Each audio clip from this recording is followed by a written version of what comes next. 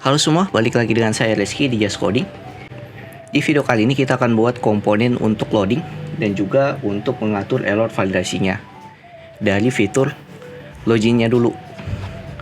Nah, untuk loadingnya sendiri kita akan gunakan komponen, yaitu komponen dengan nama loading yang ini. Jadi pada saat kita berpindah dari satu halaman ke halaman lainnya, kita bisa tampilkan dulu loadingnya ini sebelum menampilkan halaman kita. Nah, untuk loading yang akan saya gunakan mungkin yang ini.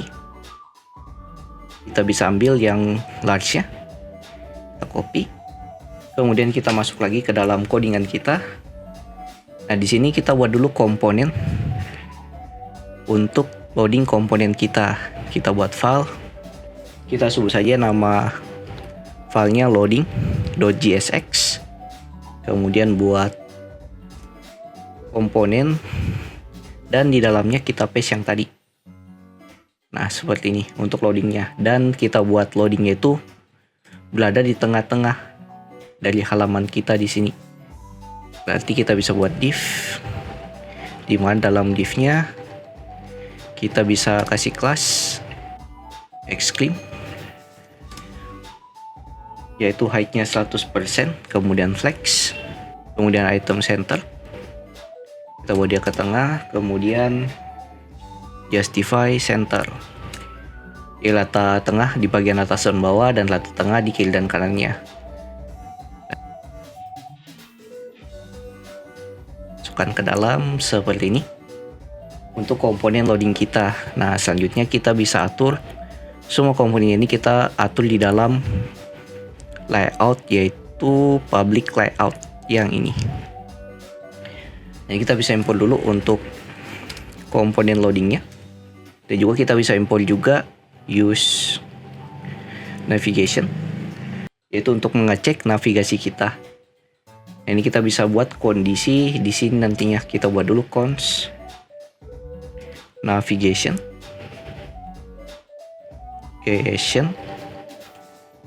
sama dengan kita panggil use navigation, kemudian buat lagi cons is page loading.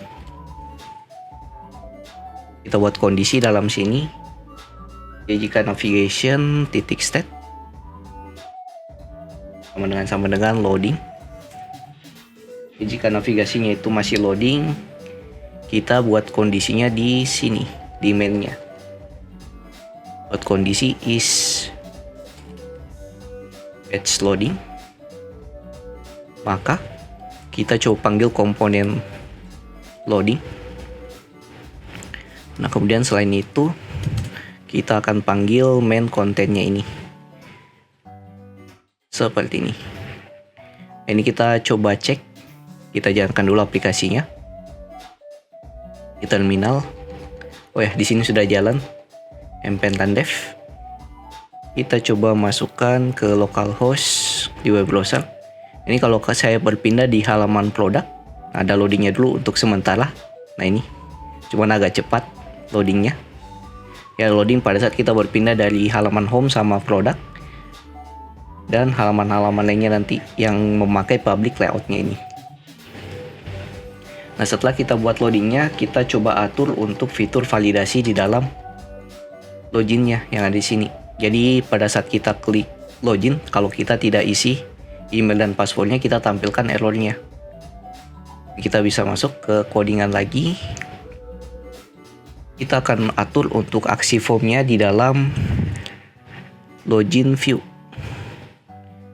yang ini, di out login view. Di login view nya kita akan coba buat actionnya dulu, yang nanti kita coba register ke dalam app.jsx nya di dalam routernya langsung. Ini kita buat cons action dengan nama actionnya. Harusnya kita ekspor juga, lupa ekspor supaya nanti kita bisa import di dalam app.jsx. Kita buat sini async, kemudian kita terima requestnya. Nah, requestnya ini itu untuk ambil inputan kita yang kita input ke dalam form outnya ini. Kemudian kita bisa buat cons. Di sini kita buat untuk form input data. input data sama dengan await.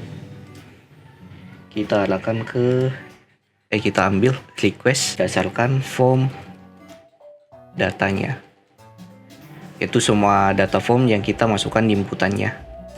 Dan const data, kita ambil setiap datanya yang kita terima dari form input data yang nilainya itu berupa objek. Kita ambil from entries, dari entries inputannya yang dari form input data seperti ini. Nah, di sini kita harus return null supaya tidak mengarah ke halaman lainnya. Dan juga di sini kita bisa log, kita cek dulu nilai dari datanya ini apa saja. Dan kita tinggal register aksi kita ini yang kita buat di login view ke dalam app.jsx. Nah, di sini kita ambil action, kita import dulu, hampir lupa importnya.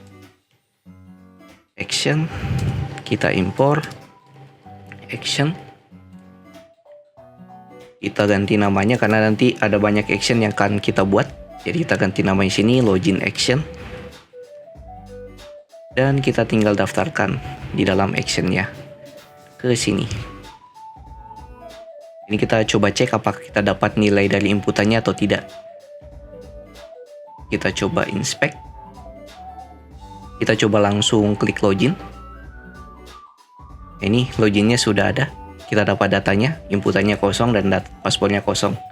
Nah, di sini kita belum masukkan datanya. Kalau kita masukkan datanya dari inputan email dan password, kita klik login. Nah, kita dapat datanya di sini. Datanya ini akan kita olah dan kita masukkan ke dalam endpoint login kita yang ada di backend untuk menerima data dari current user yang nanti kita masukkan ke dalam storage dari user slash kita. Ini untuk penjelasan tentang action, kita bisa baca saja di React Router DOM. Kita bisa baca di bagian router yang root ini action. Jadi action sendiri ini dia akan menjalankan formnya langsung, yaitu method postnya yang kita masukkan ke dalam inputan kita. Nah, contoh mungkin yang seperti ini ya, yang kemarin dibuat form on submit. Nah, kita buat kayak gini. Jadi kita buat metodnya method post yang nanti dia menerima nilainya berdasarkan name-nya. Ini kita buat kemarin di dalam form out-nya. Nah, jadi kita bisa ambil nilainya dari inputannya ini berdasarkan name-nya yang ada di sini.